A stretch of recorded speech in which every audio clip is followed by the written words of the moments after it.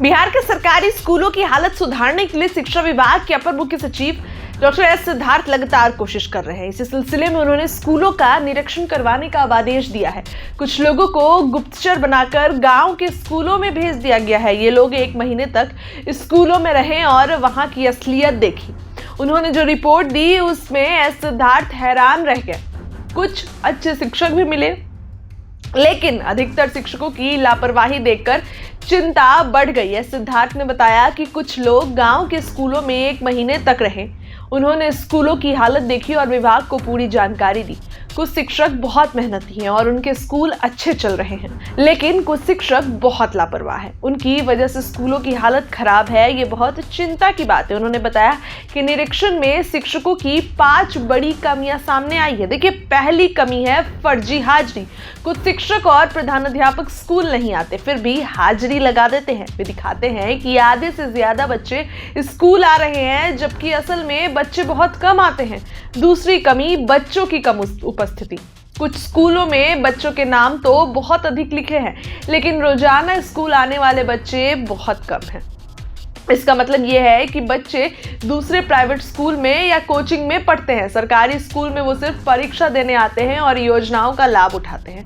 तीसरी कमी है बच्चों को ना पढ़ाना। कुछ शिक्षकों को बच्चों को पढ़ाने में कोई दिलचस्पी ही नहीं है। वो सिर्फ अपनी हाजिरी लगाते हैं और अपना काम करते हैं, स्कूल आते हैं। उनका ध्यान बच्चों की पढ़ाई पर नहीं, बल्कि अपनी हाजिरी पर होता है कि उनकी हाजिरी लग जानी चाहिए।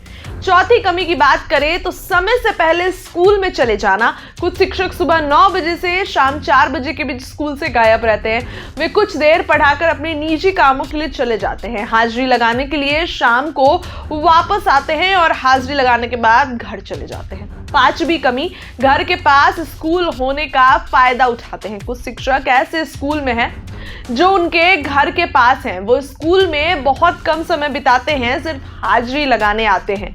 उन्हें पढ़ाने लिखाने से कोई मतलब नहीं है। लापरवाह अधिकारी और शिक्षकों के खिलाफ अब कड़ी कार्रवाई होगी। के पाठक की तरह अब एस सिद्धार्थ भी उन्होंने भी कह दिया है। उन्होंने कहा कि कुछ शिक्षक अब भी स्कूल के साथ धोखा कर रहे हैं।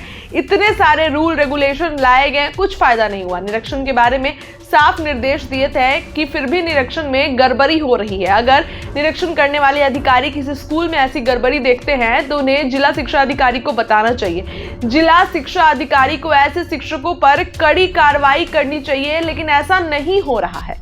निरीक्षण करने वाले अधिकारियों के साथ शिक्षकों को चेतावनी देते हुए उन्होंने कहा कि अब इनके खिलाफ कड़ी कार्रवाई होगी, किसी को भी नहीं बख्शा जाएगा। देखिए, जब के पाठक शिक्षा विभाग में थे तो काफी ज्यादा शिक्षा विभाग में हड़कंप मचा होता था।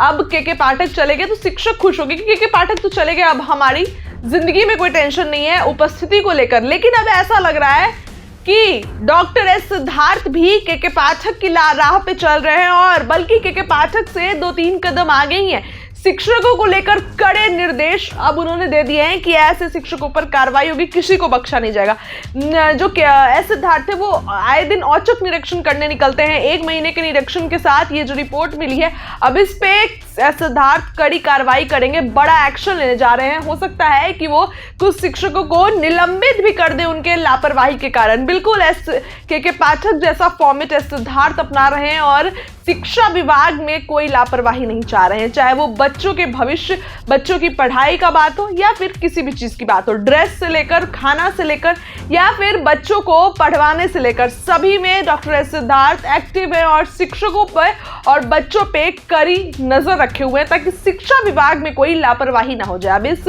रिपोर्ट के बाद डॉक्टर एस सिद्धार्थ कई बड़े कदम ले सकते हैं और शिक्षकों पर कार्रवाई कर सकते हैं। क्या बड़े कदम लेंगे उस पर हमारी नजर रहेगी, लेकिन फिलहाल आपकी नजर हमारी चैनल पे होनी चाहिए। चैनल को सब्सक्राइब करिए, वीडियो को लाइक करिए। बहुत बहुत धन्यवाद।